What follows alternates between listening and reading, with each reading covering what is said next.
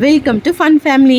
நாம் இந்த வீடியோவில் என்ன பார்க்க போகிறோன்னா ஒரு சூப்பரான சுவையான ஒரு சிக்கன் கிரேவி தாங்க பார்க்க போகிறோம். இந்த கிரேவியை வந்து தோசைக்கு சூடான சாதத்துக்கெலாம் விட்டு சாப்பிட்டிங்கன்னா டேஸ்ட் வந்து வேறு லெவலில் இருக்குங்க.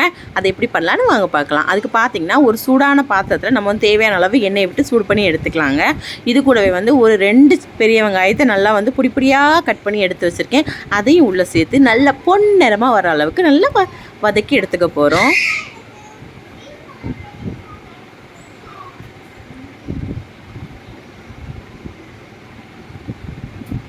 இப்போ பார்த்தீங்கன்னா வெங்காயம் வந்து நல்லா வந்து சுருளை வந்து வதங்கி வந்துருச்சுங்க. இந்த அளவுக்கு போதும்.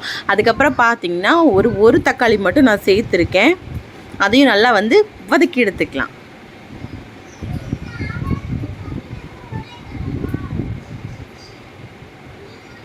சிக்கன் கிரேவி அப்படின்றதுனால நம்ம வந்து தக்காளி வந்து 1 தாங்க எடுத்துருக்கோம், இல்லைனா புளிப்பு தட்டிடும்.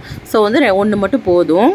இப்போ பார்த்தீங்கன்னா வெங்காயமும் தக்காளியும் நல்லா வதங்கி வந்துருச்சுங்க. இது கூடவே நம்ம வாசனைக்கு நம்ம ஐட்டங்களை சேர்த்துக்கலாம்.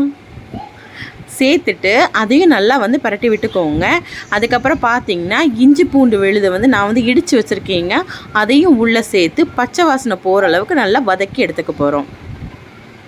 இப்போ பார்த்தீங்கன்னா நம்ம போட்ட எல்லா இன்க்ரீடியன்ட்ஸுமே ஓரளவுக்கு நல்லா ஜூஸியாக வந்து வதங்கி வர ஆரம்பிச்சிருச்சு. இது கூடவே நம்ம வந்து மசாலாவை சேர்த்துக்க போகிறோம். நான் இப்போ சேர்த்துக்க போகிற மசாலா வந்து பார்த்திங்கன்னா வீட்டில் அரைச்சது தாங்க. அது வந்து கரம் மசாலா. இது வந்து நம்ம நார்மலாக குழம்புக்கு யூஸ் பண்ணுறது. இதை போட்டு நல்லா வதக்கி எடுத்துக்க போகிறோங்க. இந்த டைமில் வந்து அடி பிடிக்கும். ஸோ நம்ம வந்து கொஞ்சமாக தண்ணியை சேர்த்துக்கலாம்.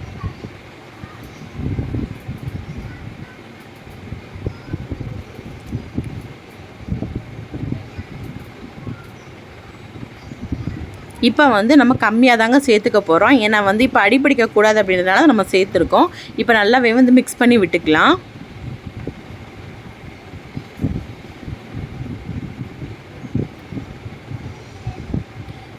இப்போ இது கூடவே நம்ம பார்த்திங்கன்னா ஒரு 1/2 kg வந்து கோழிக்கறி தாங்க எடுத்துருக்கோம். நல்லா வாஷ் பண்ணி வச்சுருக்கேன். அதையும் உள்ளே சேர்த்து பரட்டி எடுத்துக்க போகிறோம். ஏன் இப்படி சேர்த்துக்கிறோம் அப்படின்னா, நம்ம வந்து தண்ணி சேர்த்துட்டோம் அப்படின்னா வந்து மசாலா எல்லாம் மேலே வந்துடும். ஸோ வந்து சிக்கனில் சேராது. இப்படி வதக்கும் போது சிக்கனில் வந்து காரம், உப்பு எல்லாமே வந்து நல்லா இறங்கும். அதனால தான் இந்த டைமில் வந்து நம்ம பரட்டிக்கணும்.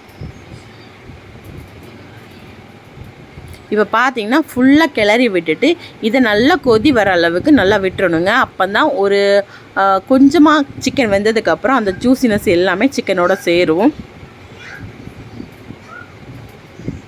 வாவ், சூப்பராக ரெடி ஆயிடுச்சுல. இது கூட நம்ம உப்பு சேர்த்துக்கலாம். நீங்கள் வந்து ஃபஸ்ட்டு வந்து சிக்கனுக்கு தேவையான உப்பு மட்டும் சேர்த்துக்கோங்க. கிரேவிக்கு தண்ணி சேர்த்ததுக்கப்புறம் பத்தலைன்னா நம்ம மறுபடியும் சேர்த்துக்கலாம்.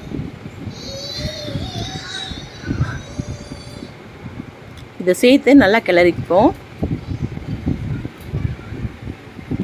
இப்போ பார்த்திங்கன்னா நம்ம வந்து தண்ணி அதுக்கப்புறம் சேர்க்கவே இல்லைங்க. சிக்கனில் உள்ள தண்ணி எல்லாம் இறங்கி நல்லா சூப்பராக ரெடி ஆகிக்கிட்டுருக்கு.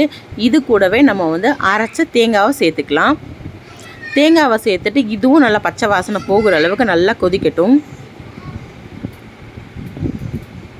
இப்போ பார்த்திங்கன்னா சிக்கன் வந்து நல்லா கொதிக்க ஆரம்பிச்சிருச்சுங்க. இன்னும் ஒரு 5 minutes விட்டால் போதும். சூப்பரான ஒரு சிக்கன் கிரேவி ரெடி ஆயிரும்.